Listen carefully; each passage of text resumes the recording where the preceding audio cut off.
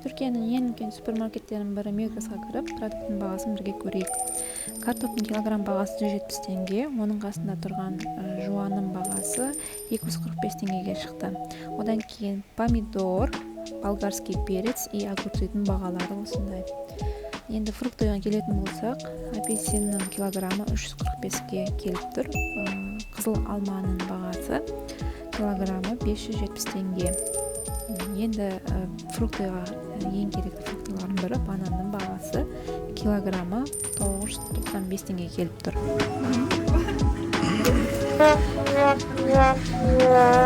Ананастың килограммы айта салайық 39,90.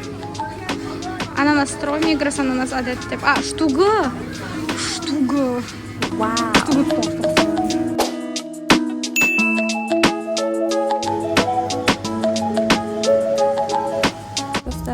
Одан кейін ең керекті продукттың бірі ол күнбағыс майы. 5 литрлік күнбағыс майының бағасы 3750 теңге келіп тұр. Одан кейін 5 килограммдық ұн 1250 теңгеге шықты. Одан кейін ең керекті заттардың бірі күріш.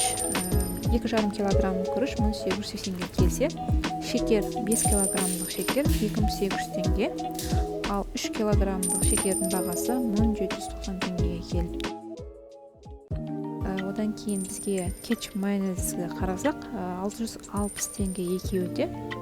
Енді дайын тағам бағалары 1250 мен 3000 теңге арасына шығып тұр. Одан кейін бізге ең керекті шай, 1 килограмм шайдың бағасы 1319 теңге келді. Спагеттінің бағасына келетін болсақ 265 теңгеге шықты. Көріп отырғаныңыздай, олар макаронды көп қолданады. Енді Несвитке готовый завтрак 1145 теңге келіп тұр. Еттердің бағасы сиырдың еті жобамен 4000 теңге, ал қой еті 3200 теңге жобасы.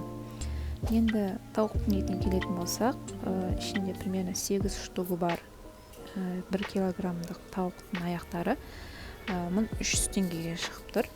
Одан кейін бізде ең көп қолданатын сосискалардың бағалары 750-ден бастап 1700 теңгеге дейін әртүрлі түрлері бар. Мына тұрған колбасаның бағасы 1450 теңгеге шығып тұр. Негізі әртүрлі сүттің бағалары бар, бірақ ең қолжетімді сүттің бағасы осы 1 литрі 370 теңгеге келіп тұр.